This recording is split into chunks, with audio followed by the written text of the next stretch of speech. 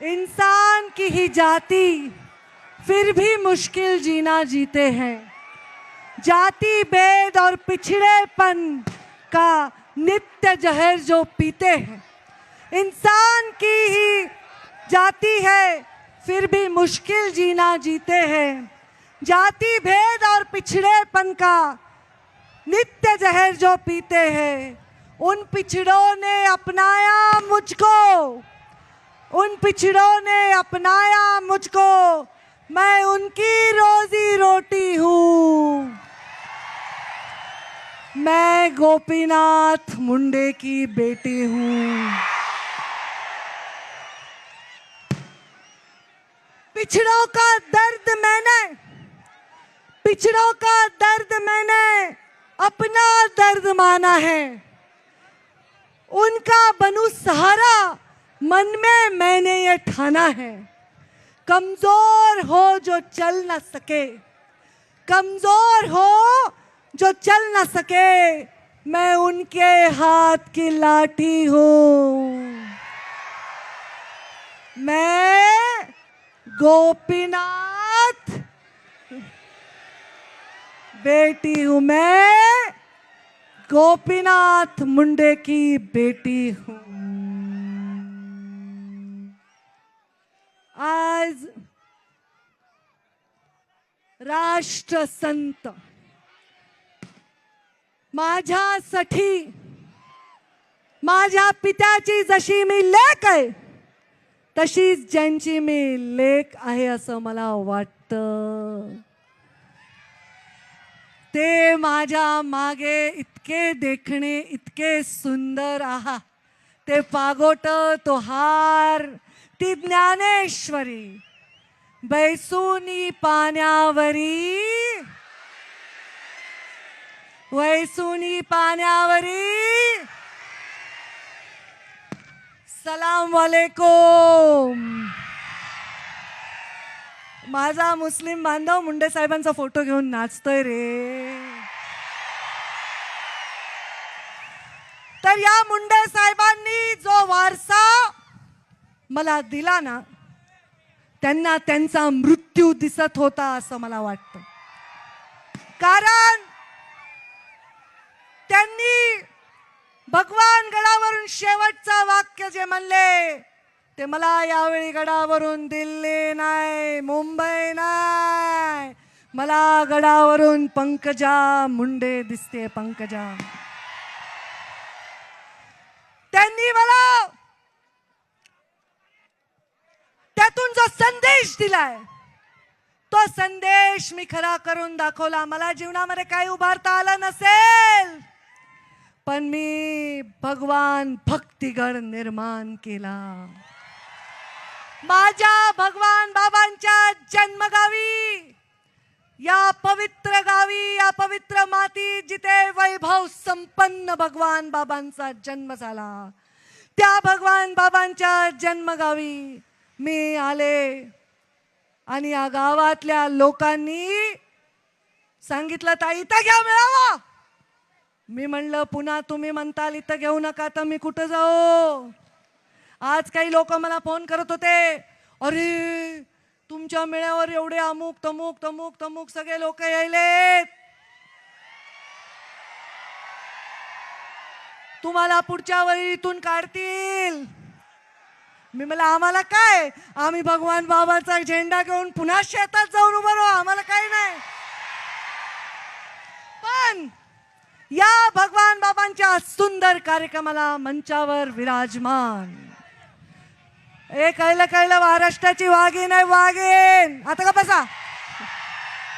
या भगवान बाबांच्या या पवित्र आपला दसरा आपली परंपरा या कार्यक्रमाला आवर्जून मंचावर उपस्थित राष्ट्रवादी पक्षाचे नेते, या जिल्ह्याचे पालकमंत्री, राज्याचे कृषी मंत्री, माझे भाऊ धनु भाऊ,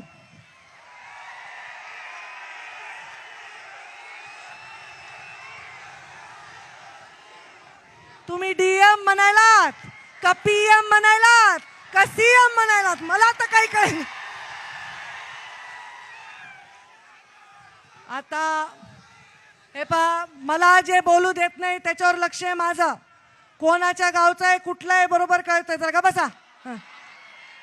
मंचावर विराजमान आमच्या बहीण, माझ्या धाकटी बहीण, माझी लाडकी बहीण, माझा जीव की प्राण प्रीतम मुंडे.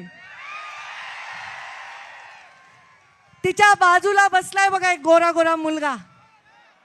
उभा राहा जरा बेटा.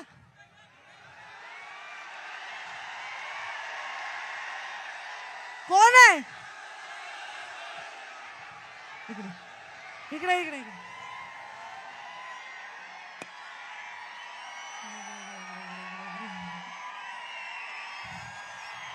ते पुढे या म्हणतात.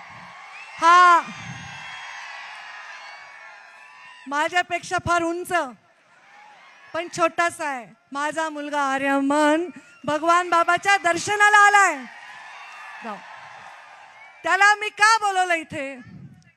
तो भगवान बाबाच्या दर्शनाला आलाय. तुम्हाला वाटत असेल आर्यमन मला खूप प्रिय आहे, वाटतंय का नाही? असेल का नाही? जीवाहून जास्त लेकरू.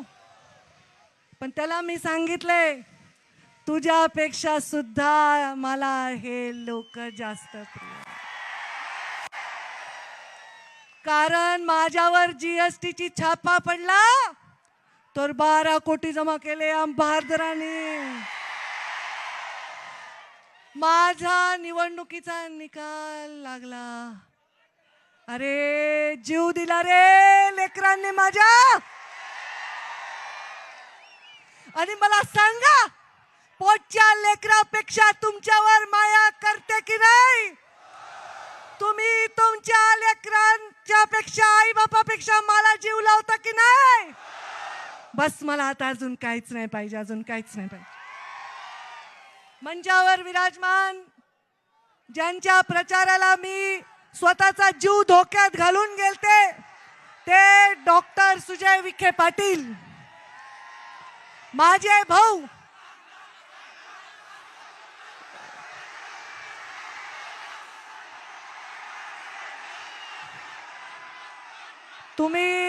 मी दसऱ्याला पुढच्या वेळी कॅन्सल करीन. दसरा मेळाव्यात चालत नाही असं. शांत बसा. अरे थांबा ना, मग काय करू? थांबा जरा, नाव आहे त्याचं, का बसा. मंचावर उपस्थित महादेवराव जानकर, इज्जत करा मंचावरच्या लोकांची. दसरा मेळावा 10 वर्ष झाले गेले मी. महादेवराव जानकर आमचे बंधू. पिवळा शर्ट, किती पिवळा शर्ट आहे तुमच्याकडे? हा. आणि थांबा जरा, त्यांच्या बाजूला कुठे ते गोंडस लेकरू? लक्ष्मण हाके. गोंडस आहे की नाही? मला त्यांनी काल व्हिडिओ त्यांचा पाहिला. त्यांनी स्वतःहून निर्णय घेतला मी इथे हे वाल्मिकांना बोलवले बघे. मी काय म्हणलं, माझ्या दसऱ्याला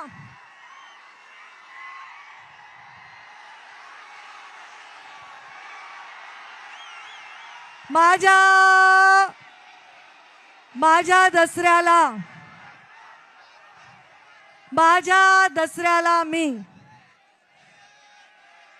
कोणालाही निमंत्रण देत नाही, परंतु माझा सन्मान ठेवून आलेल्या लक्ष्मण हाकेंचे मी स्वागत करते. आणि मुंडे साहेबांच्या आणि भगवान बाबांच्या स्मृतीला त्यांनी वंदन केलं. मंचावर उपस्थित माझी बहीण, आपल्या शेजारच्याच आमदार मोनिका राजळे, आमचे ज्यांच्याशिवाय कार्यक्रमात करमतच नाही टोपीवाले, उभा राहा, शिवाजीराव कर्डिले, ज्यांनी भाषण केलं सगळ्या महिलांच्या वतीने, मेघना बोर्डीकर आमदार, त्यांच्या शेजारी टोपी घालून बसलेली आमची नमिता मुंदडा आमदार, तसेच मंचावर उपस्थित आमचे ज्येष्ठ मार्गदर्शक भीमरावजी धोंडे माजी आमदार, आणि तिकडे बाजूलाच बसले ते सुरेश धस अण्णा, आणि आमचे नाना करपे आणि आमचे वाघमारे दादा, उभा राहा. ते बघा वाघमारे उपोषण केलं जीवापाड तुमच्यासाठी. आणि आमचे मागे पीटी चव्हाण, जय सेवालाल, सदाशिव खाडे, आमचे निर्मळ तात्या जय मल्हार, गणेश हाके जय मल्हार, माजी आमदार खंदाडे, अजून आमचे केशवदादा आंधळे, देवीदासजी राठोड, आमचे डॉक्टर सुनील कायंदे खेडेकर, आमदार माजी आमदार खेडेकर, त्याचबरोबर योगेश जाधव, प्रतापराव जाधव येऊ शकले नाही, खासदार मंत्री झाले, त्यांच्या पुतण्याला त्यांनी पाठवलंय. आणि आमच्या आईसाहेब राधाताई सानप, राम कुलकर्णी, सुदाम महाराज पानेगावकर, यश बाळासाहेब अजबे, गोकुळ दौंड, अरुण मुंडे आणि सर्जेराव तांदळे, विजय गोलार, तैयब भाई, रामदास बडे, रामराव खेडकर, हेमंत धात्रक, सर्व मी तुमची क्षमा मागते कारण अजून भाषण सुरू झालं नाहीये.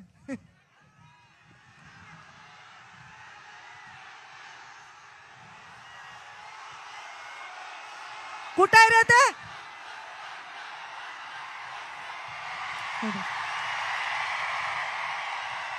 ज्यांच्या शिवाय धनंजय मुंडेंचं पाने हालत नाही ते वाल्मिकराव. आता मला विचारायचंय तुम्हाला, या मेळाव्याला 18 पगड जातीचे लोक आले आहेत का नाही? जळगाव वरून आलेत का? नाशिक वरून आलेत का? बुलढाण्यावरून आलेत का? येवल्यावरून आलेत का? नगर वरून आलेत का? आता कुठून आलेत का?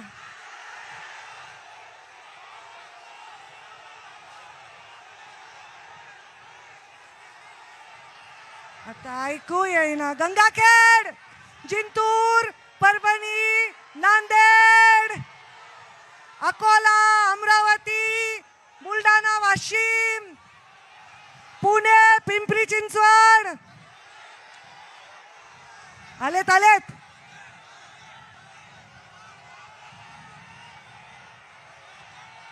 परभणी, आता बस करायचे असतं. बसाऊ का? बसा. सगळ्या राज्यभरातून 18 पगड जातीचे आलेले माझे बांधव, तुम्हाला मी दरवर्षी आल्यावर मंचावर साष्टांग दंडवत घालते का नाही? का घालते?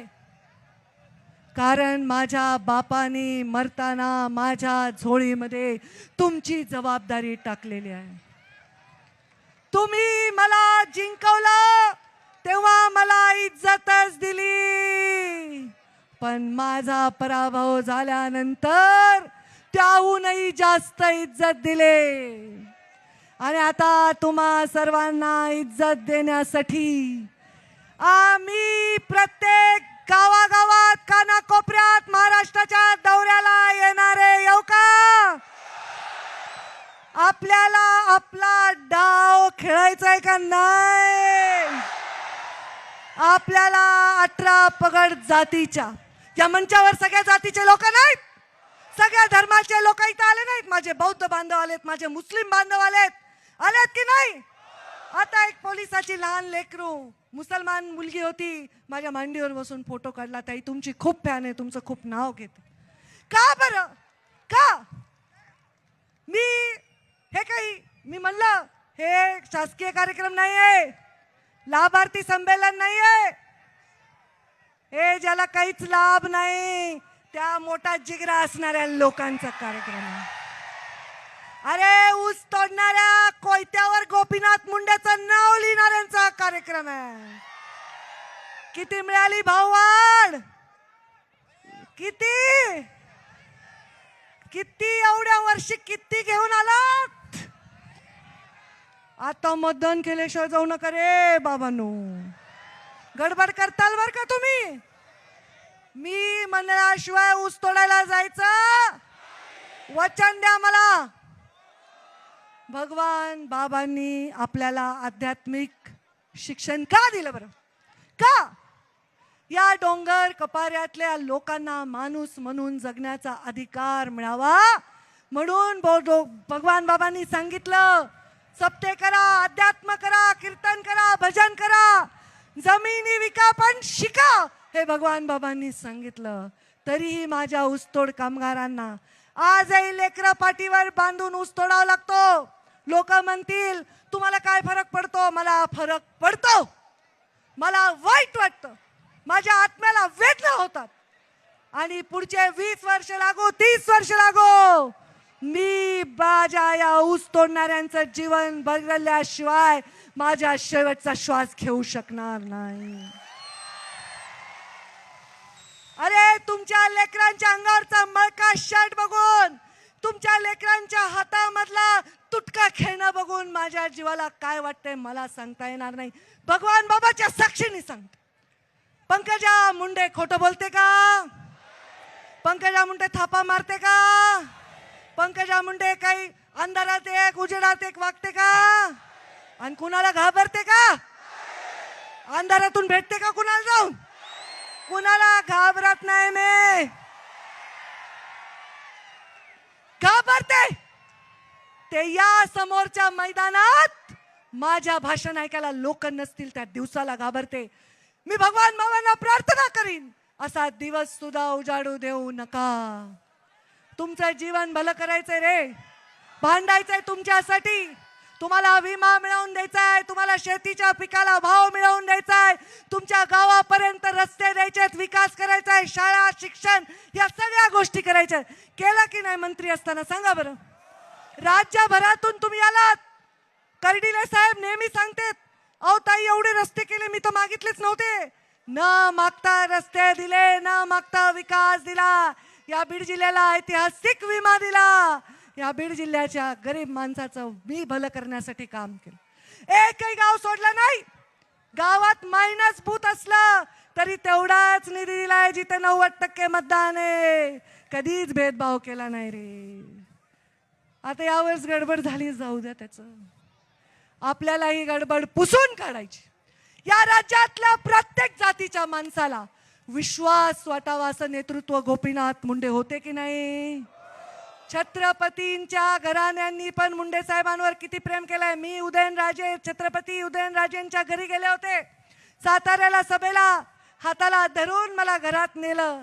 त्यांच्या देवघरामध्ये माझ्या हाताने आरती केली आणि मला एका ठिकाणी नेलं दाखवलं. त्यांच्या वडिलांचा फोटो आहे आणि बाजूच्या खांबावर गोपीनाथ मुंडेंचा फोटो लावला. अरे काय काय झालंय आज समाजाला? एखाद्याने गाडीने एखाद्या लेकराला उडवलं तर लोक विचारतात गाडीच्या ड्रायव्हरची जात काय आणि उडवणाऱ्याची जात काय. एखाद्या नराधमानी एखाद्या लहान चिमुकलीचा जीव घेतला, तिच्यावर अत्याचार केला तर लोक विचारतात त्या मुलीची जात काय आणि अत्याचार करण्याची जात काय. हा असा समाज घडवण्यासाठी आम्ही आमच्या आयुष्यातले 22 वर्ष खपवले नाहीत. आम्हाला असा समाज घडवायचा नाही. आम्हाला अधिकाऱ्याचा CR बघूनच त्याला काम द्यायचंय. जात बघून देणाऱ्याची औलाद गोपीनाथ मुंडेची नाही. आम्हाला काम करणाऱ्या माणसाच्या पाठीमागे उभं राहायचंय. उगीच जातीवर स्वार होणाऱ्या कोणाच्याही पाठीवर उभं राहायचं नाही. मला या देशामध्ये या राज्यामध्ये कोणी एखादी फाईल समोर आणली आणि एखाद्या अधिकाऱ्याचं काम असलं की हळूच ते म्हणते ताई आपला जवळचा आहे, आपला पाहुणा आहे. अरे त्याच्यावर विनयभंगाची केस आहे ना, कसला पाहुणा? असल्या गोष्टी करायला भगवान बाबा माफ करतील का? भगवान बाबांनी जीवनामध्ये जगण्यासाठी फक्त आणि फक्त एक उत्तम चरित्राचं उदाहरण दिलंय. आठवा भगवान बाबा का आले भगवानगडावर, धौम्यगडावर? आठवा आठवा. अरे नुसता आरोप झाला तरी प्रचंड वेदना देणारं कृत्य करून स्वतःचं सत्व ज्यांनी दाखवलंय त्या भगवान बाबांची लेक आहे. इथे चालणारच नाही चूक, इथे खपणारच नाही पाप. सामान्य गरीब भाबड्या बोळ्या जनतेसाठी काम करण्यासाठी मी आहे, राजकारणाला चिटकून बसण्यासाठी नाही. अरे काय सगळे म्हणायत आमदार झाले आमदार झाले आमदार झाल्या. काय आमदार झाले तर? अरे माझे त्या 5 लेकरांनी जीव दिला रे. काय त्या आमदारकीचं गोड वाटणार आहे मला सांगा? 5 वर्ष या मेळाव्याला एवढ्याच गर्दीने तुम्ही आलात. होतं का माझ्या मागे आमदारकी, खासदारकी, पद,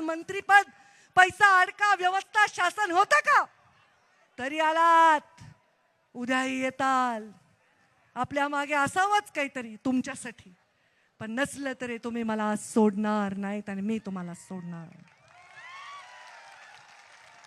जो समाजात सगळ्यात वंचित आहे, पीडित आहे, ज्याची पत नाही आणि ऐपत नाही, पत नाही आणि ऐपत नाही, अशा माणसासाठी काम करण्यासाठी मी राजकारणात आहे. मला घरं भरण्यासाठी, 10-12 गाड्या घेण्यासाठी, टेबला खालून टेबलावरून घेण्यासाठी नाही. तुम्हाला अभिमान वाटतो म्हणून हेलिकॉप्टरनी येते, तुम्ही म्हणला तर बैलगाडीत येते. येऊ का? पुढच्या वर्षी कशी येऊ ना हेलिकॉप्टरने? तुम्ही येणार ना? कशासाठी? कुणाचा दसरा? अरे भगवान बाबांचा दसरा, भगवान भक्तिगडावरचा दसरा, भगवान बाबांचे संस्कार. छत्रपती शिवरायांनी मोगलांच्या विरुद्ध लढाई छेडली तर प्रत्येक मावळ्याने आपलं रक्त सांडले. त्या प्रत्येक रक्ताला एका वाटीत घेऊन जर मिसळलं ना तर कळणार नाही रे धनगराचं होतं का वंजाऱ्याचं होतं, कुंभाराचं होतं का लोहाराचं होतं, मुसलमानाचं होतं. त्या छत्रपती शिवरायांनी मावळ्यांची मोठ बांधली म्हणून स्वराज्य आणि सुराज्य स्थापन झालं. जिजाऊ माझा आदर्श. जिजाऊंचं शौर्य, अरे 16 कोवळ्या मुलाला 16 वर्षाच्या रणांगणात फेकणारी ती माता, तिचं शौर्य. सावित्रीबाई फुले चिखलाचे शेणाचे गोळे स्वतःच्या अंगावर खाल्ले तरी लेकींना शिकवण्याचं काम केलं. हे लाडकी बहीण म्हणतायत, त्यावेळी लाडक्या बहिणीला शिकवायचं काम आम्ही केलं.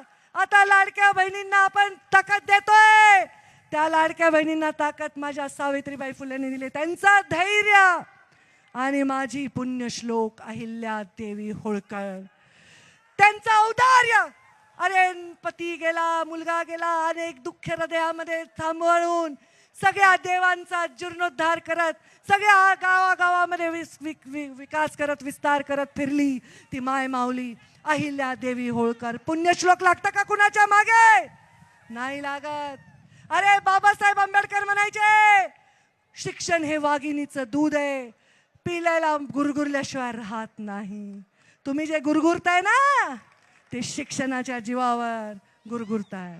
तुमची जी शक्ती आहे ना तुम्हाला मिळालेल्या शिक्षणाच्या जीवावर. गरिबांसाठी, वंचितांसाठी घेणाऱ्या प्रत्येक निर्णयासाठी माझ्या आयुष्याचा प्रत्येक क्षण मी खर्ची घालणार.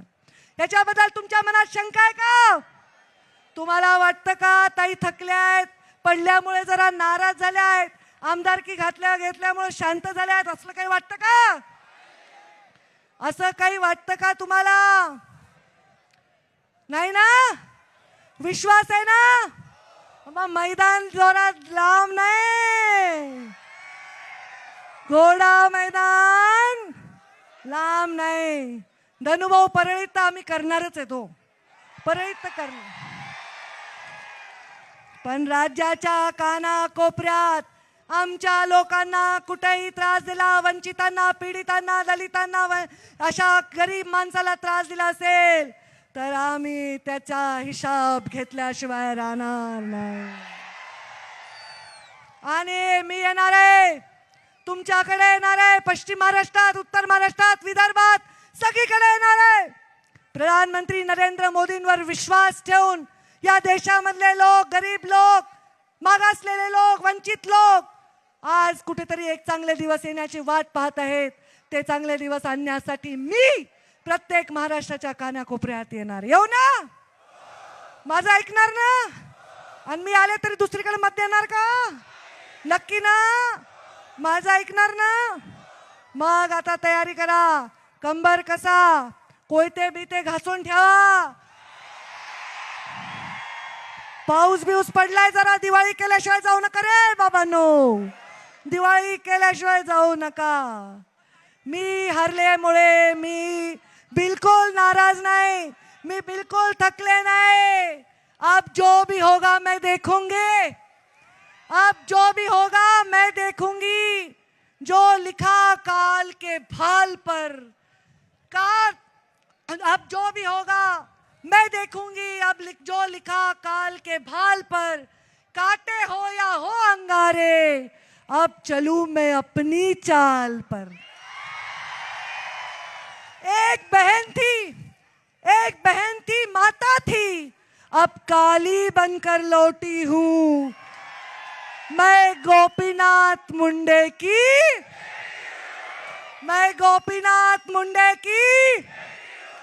मग आता कालीचा अवतार का म्हणलं, आज नवमी पण आहे दसरा पण आहे। 9 दिवस या देवीचे वेगवेगळे रूप तुम्ही पोचले।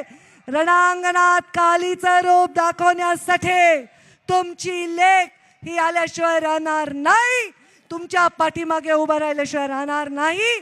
मंचावरच्या सर्वांचे मनापासून आभार। खास भाऊ धनुभाऊ तुमचे सर्वांचे आभार। मी तुम्हा सर्वांच्या चरणी नतमस्तक होते। 1 मिनिट ऐका, आपण सगळे जिथे आहे तिथे उभा राहा। अर्धा मिनिट आपल्याला रतन टाटा यांना श्रद्धांजली व्हायची आहे। रतनजी टाटा यांना श्रद्धांजली व्हायची आहे। शांतपणे 1 सेकंडसाठी आपण सर्व उभा राहा। अटेन्शन।